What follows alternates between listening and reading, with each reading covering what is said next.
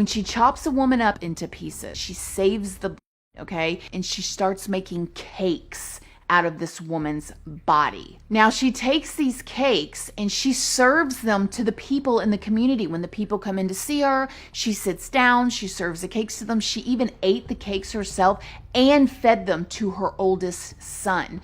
So at this point, she's like, wow, I got away with this. She had gotten all that woman's money and she was spending money like crazy. And then the next victim comes into her shop. This woman tells Leonarda basically that she is looking for a better job. She's depressed. She wants to make more money. She wants to live a better life. And Leonarda told her that she could help her. You just have to follow these steps. Same thing as the first woman. She had to sell all of her belongings. She was going to be getting this amazing job in another town, and that she needed to bring her the money, and she had to write letters to all of her family members saying that she was moved on, she was happy, and that she didn't need to see them anymore. When the woman followed all of her steps, just like the first one did, she came back. She was served a glass of wine that had the poison in it as well. Same exact thing. She falls out.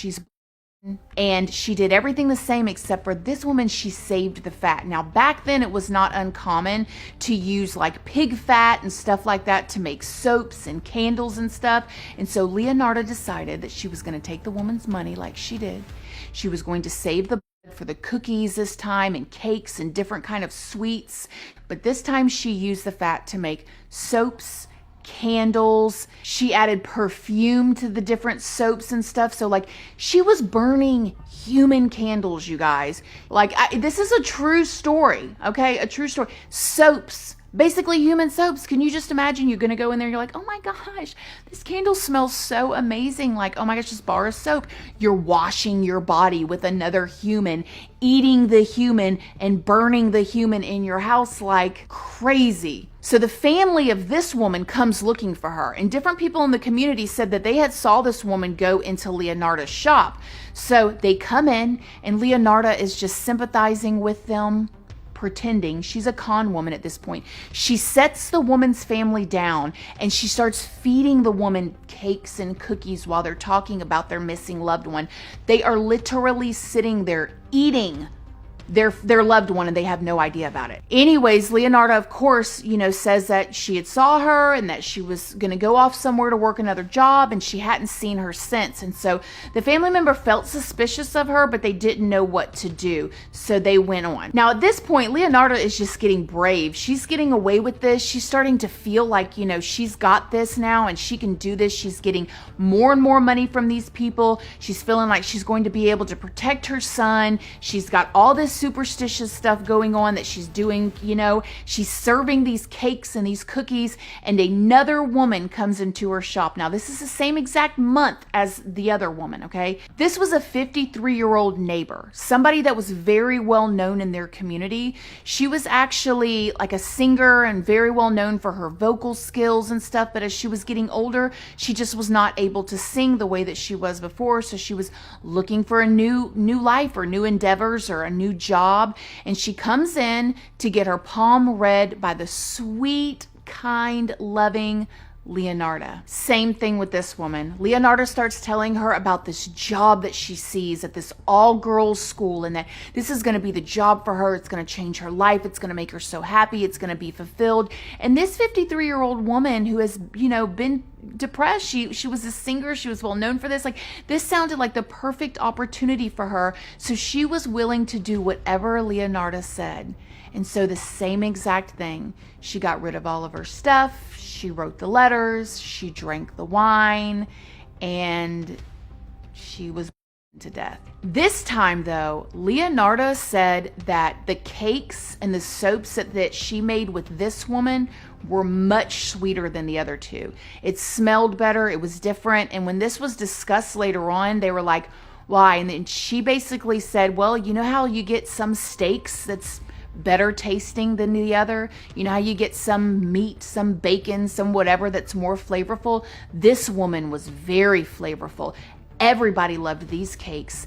Now get this. At this point, she's missing. Her family's looking for her. And the community is really getting suspicious of Leonardo at this point because like everybody saw these women go into this shop, right? And they're like, okay, they go into the shop and then nobody ever sees them again, right? So the cops come knocking on Leonardo's store door. They go into the store and they're talking to her. Leonardo sets the cops down. She serves them some tea. She gives them some cakes, some cookies.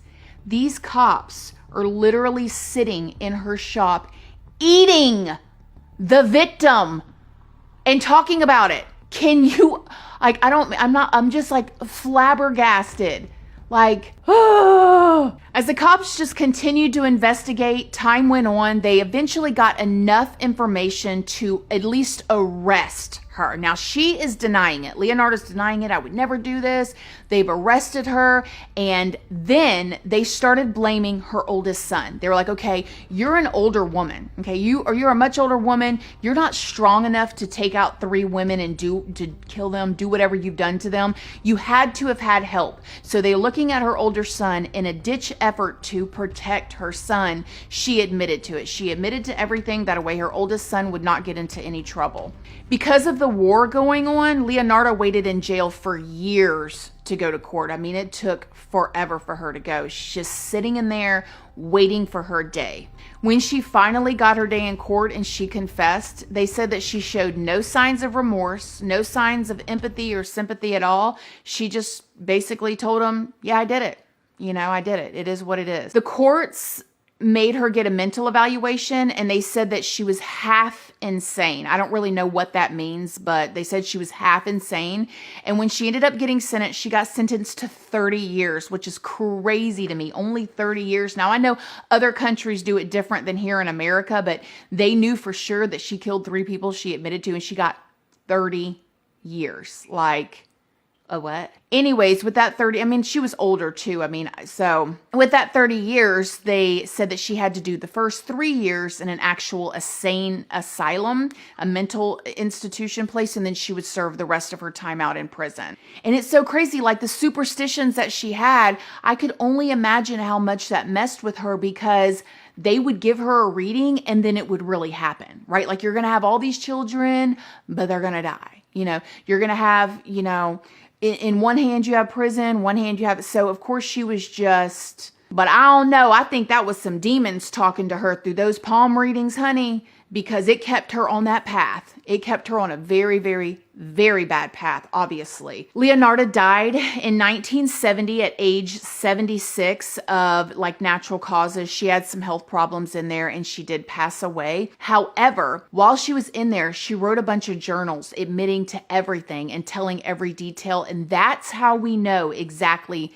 what happened with the coagulating of the blood and the making the cakes and all of that stuff, that she wrote it all out. She even gave like basically recipes while she's in there and what she used in order to turn the body parts to the black sludge that was in that big pot. And like, according to her, like it was very normal for them to do this with pigs, right? So she did the same thing with the human beings as them. And she believed too that by eating at them and feeding them to her children and the police and the neighborhood and the family members, like, oh my God, I cannot imagine the trauma the whole entire community went through. Like, girl, did you eat the cakes? You know, oh, you ate the cakes. Oh my gosh, do y'all know Mary Sue? She ate the cakes. And the tools that she used and like the pots and the different, you know, the boning knives and stuff like that are actually in a museum right now in Rome. But that is the story of Leonardo Cianciulli. Okay, talk about wild.